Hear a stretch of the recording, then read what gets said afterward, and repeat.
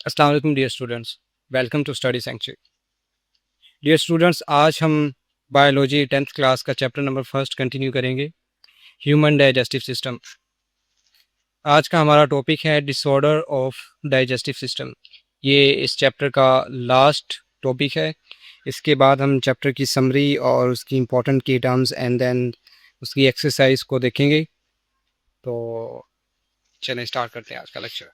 सबसे पहला डिसऑर्डर है diarrhoea. It is characterised by frequent loose और watery stools, can lead to dehydration especially in children and elderly.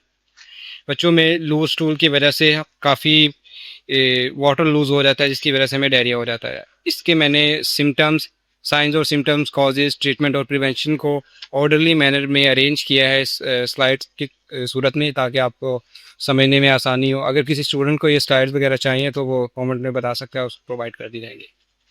इसके science में क्या होता है? एब्डोमिनल क्रैम्प्स और पेन, पेट के निचले वाले हिस्से में पेन होती है, ब्लोटिंग, डिहाइड्रेशन। और इसके कॉजेज होते हैं, इन्फेक्शन हो सकता है, वो बैक्टीरियल हो सकता है, वायरल हो सकता है, पैरासाइटिक इन्फेक्शन भी होते हैं कभी कभी, वो भी इसके काजेज हो सकते हैं डायरिया के। Then food allergies, stress, certain medication.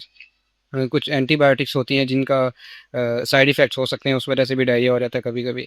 इसके ट्रीटमेंट में drinking plenty of fluids, uses O R S, oral rehydration salt. ये एक तरह के साशे होते हैं जिसमें जो साल्ट्स चाहिए होते हैं हमारी बॉडी को, वो यूज़ किए जाते हैं वाटर में। तो उससे डायरिया की ट्रीटमेंट होती है। इसकी प्रिवेंशन में wash hand regularly, especially before eating and after bathroom, avoid contaminated food और water and avoid stress.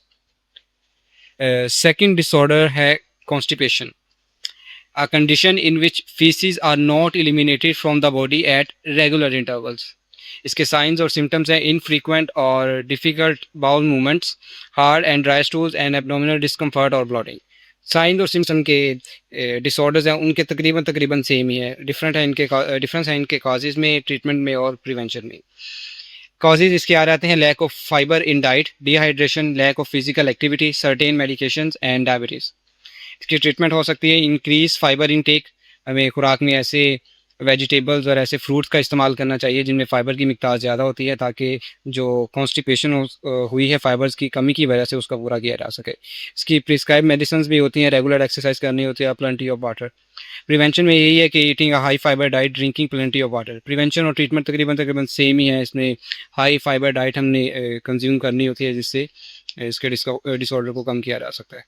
Last and final disorder of our digestive system is ulcer, इसको पेप्टिक अल्सर भी कहते हैं। Peptic ulcers are sores in the walls of alimentary canal, usually in stomach and other parts of our digestive system और alimentary canal. इसमें क्या होता है कि एसिड कंटेंट ज़्यादा होने की वजह से हमारे डाइजेस्टिव सिस्टम में वॉल्स में, ख़ास तौर पे स्टमक वाल और जो एलिमेंट्री किनाल होती है, स्टमक से ऊपर वाला जो थोड़ा सा पोर्शन होता है, उसमें सोर्स आना शुरू हो जाते हैं, उसकी वॉल्स डैमेज होना शुरू हो जाती हैं। वैसे तो एक प्रोटेक्टिव लेयर होती है स्लाइवा की, लेकिन जब वो ख़राब हो जाती है तो वो एसिड फिर हमारे स्टमक वॉल को या एलिमेंट्री वॉल को अटैक करता है, जिससे हमें अल्सर्स के साइन ज़ाहिर होते हैं। इसके प्रोमिनेंट साइंस और सिम्टम्स हैं: बर्निंग, स्टमक पेन, ये सबसे इंपॉर्टेंट साइन है, ये ज़्यादा इसका जो सीवियर केसेस है उसमें यही आते हैं। लॉस ऑफ एपिटाइट है, वेट लॉस है, ब्लड वॉमिटिंग है, जो ज़्यादा सीवियर केस होता है उसमें ब्लड वॉमिटिंग भी होती है। इसके कॉजेज़ में जो सबसे पहला कॉज है वो है हेलोबैक्टर पाइलोरिया बैक्टीरिया इन्फेक्शन। ये खास तरह का बैक्टीरियल इन्फेक्शन है। Long term use of NSAIDs, excessive alcohol, smoking and stress. इसके ट्रीटमेंट में एंटीबायोटिक्स दी जाती हैं जो हेलोकोबैक्टर पाइलोरिया बैक्टीरियल इन्फेक्शन को कंट्रोल करता है।